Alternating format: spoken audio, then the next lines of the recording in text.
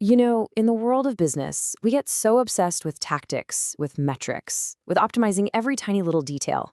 We're constantly focused on the individual chess pieces. But what if that focus is actually making us lose sight of the entire board? We're about to dig into why the single most critical element for success isn't some new tactic. It's something way more fundamental. And let's just dive right in with this powerful idea from Dion Baker, because it gets right to the heart of it. You can have the best tools, the sharpest team, the most efficient processes you can imagine. But if you don't have a clear, ethical vision, it's all just motion without meaning. Seriously, it's like having a high-performance engine with absolutely no one at the steering wheel. So what happens when that vision just isn't there? When a company is all tactics and has no soul? Well, the consequences are as predictable as they are devastating. It all starts with dissonance. You get people and whole departments pulling in completely different directions, even when they think they're on the same page. That dissonance, well, it very quickly breeds distrust. Employees, customers, they start questioning the company's real motives. And the final result? Disruption. We're talking a total breakdown of the culture, performance, and, of course, the company's reputation. So how in the world do we fix this? We need a new lens. It's a framework for operational excellence, that's OPEX, by the way, called the OPEX Chessboard. Now, the chessboard metaphor is just perfect because in business, just like in chess, you can't only focus on your next move. You have to see how all the pieces interact. And this whole framework is built on one core idea, the 6 ways of seeing. Okay, so understanding these 6 perspectives is absolutely crucial. It starts internally, right? How I see myself and how I think you see yourself.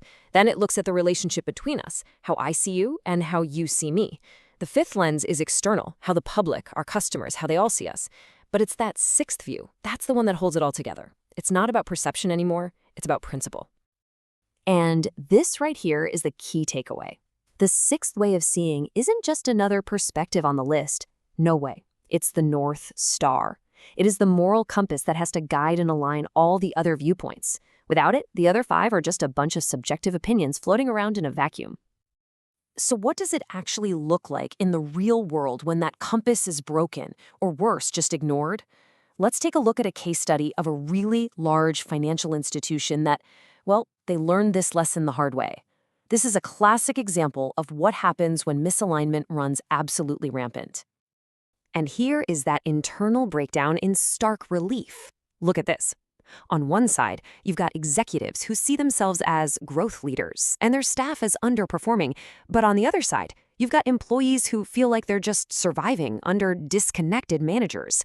This is a perfect storm of dissonance, and it was created by a complete lack of a shared ethical framework.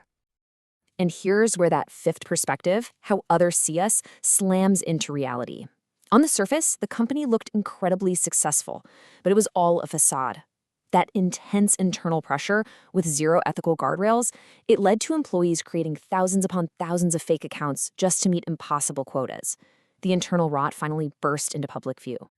The first consequence was financial, and it was staggering. This lack of a moral compass wasn't just some soft cultural problem. Oh no, it came with a very hard, very expensive price tag. We're talking millions in regulatory fines. But you know what? The financial hit was only the beginning. Maybe even more damaging was the complete and utter erosion of public trust. Years, decades of building a reputation just wiped out overnight. Trust is unbelievably hard to build and frighteningly easy to destroy. The final outcome here was a total system failure. The internal culture imploded, and the company's external credibility was completely shattered. This is the inevitable endgame when an organization prioritizes metrics over morals and tactics over truth. But that cautionary tale, it's not the only path. It doesn't have to end in failure. So let's pivot and explore the powerful alternative, an organization that's built from the ground up on a shared ethical foundation. And the difference is truly night and day. When ethics are ignored, what do you get? A culture of control, of judgment, of hidden problems. But when ethics are shared, the entire dynamic shifts. You foster transparency, you encourage understanding, and you create genuine empowerment. The focus moves from policing behavior to inspiring it. See, when that sixth way of seeing isn't just a slogan on a poster, but it's expected in every meeting, in every single decision, these positive behaviors just emerge naturally. Employees aren't afraid to speak up. Managers act like coaches, not disciplinarians. And crucially, both customers and partners develop this deep trust because they know the company's actions are guided by a consistent set of principles. So, how do you make this real?